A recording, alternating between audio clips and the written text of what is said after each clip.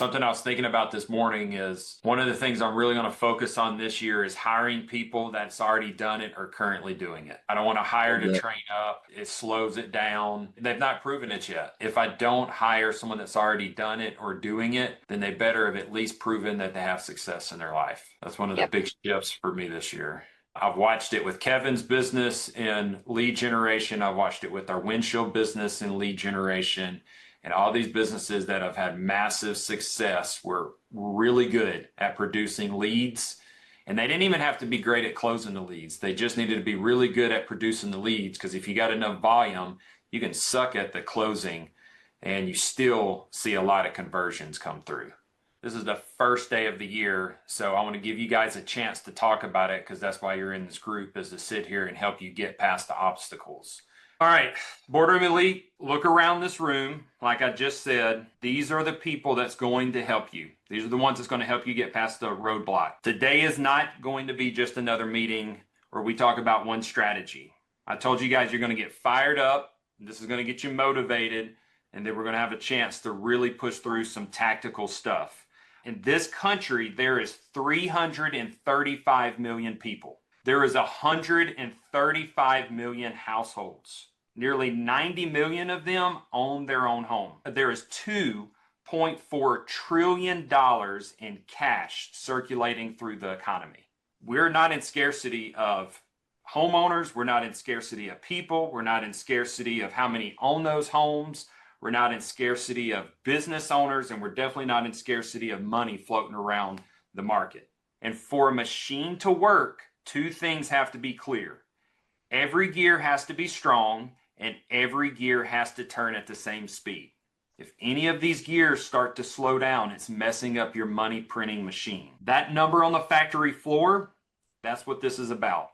Every single person in a key seat in your company needs to have a number floating over their head. One number that tells us if your gear is turning. Not 10 numbers, not a complicated report, just one single number.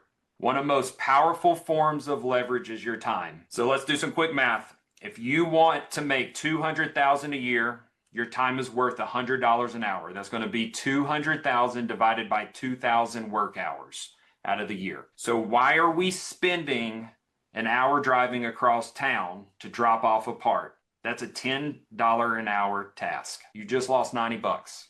Leverage is your force multiplier. It's how to get small input and massive output.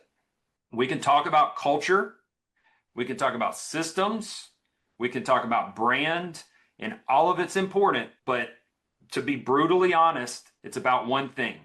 Revenue solves all problems. Bill Gates has a famous quote that says, most people overestimate what they can do in 1 year and underestimate what they can do in 10 years. We're not here to have one good year. We're here to build a 10-year dynasty, an empire, something that private equity wants to take over. The answers are there. It's just a matter of what we're going to do to implement and to keep it simple and to leverage those individuals that's waiting for a good company to come work for, that's waiting for a good leader to lead them, that's waiting for someone with a big enough vision that they can feel included in, and they're not just showing up, clocking in, hoping that their hourly pay is going to make a difference in their life.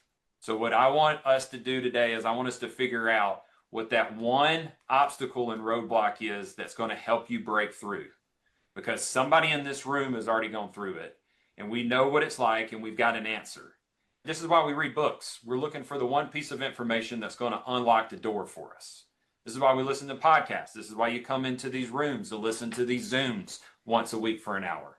We have it really lined up for like our managers and our directors, but what we're struggling with is like finding a number for the entry level employee, because there are so many different things that I guess kind of go into the manager's number and the director's number inside of our company. So does anybody have any advice on like how to really dial that in for the person that's like just doing like one piece of the pie? And I know, Chris, when we talked earlier, I told you my biggest problem this past year was we didn't have enough labor to get our revenue taken care of. So now we're working on getting that field labor up to cover our leads and cover our sales. And to do that, I'm a performance-based pay guy, but trying to get my employees to wrap their head around it and see it. But I think for us, it's just for me, getting the sales team rebuilt quickly and not dragging my feet on it, because it's, again, looking at, I get fired up doing the sales training, actually being in it. Yeah, I can go and do it. I'm good at it, but I'm never going to get to $5 million in revenue doing that myself. I mean, we're shooting for 4 million in gross rev this year. So, the numbers are easy when you break it down per quarter. It's $1 million per quarter, but we need better subs to be able to do that. We do overestimate what we can do in a year, and we underestimate what can happen in the years following. So don't let that discouragement move into your journey this year. Let it put a fire up underneath you and remind you that it's not the ones that fall, it's the ones that get up and keep running. I was just going to say what you said about looking at yourself like, all right, what am I doing wrong if everybody's crushing it? That was kind of me this last quarter. We sucked big. And so really looking at my numbers and see what we failed at, it's kind of painted the big picture for 2026. So yeah, what you said, that resonated pretty well with me. I'm struggling a little bit right now with the rebrand. I bought out a small competitor in Vegas called LV Carpets. A little bit of this is on me for not doing as much due diligence, but that is a part of being an entrepreneur. That's why we're scrappy. We're resilient. When those feelings, they don't knock us out of the game. We sit there and say, what is it going to take for me to never have this feeling again?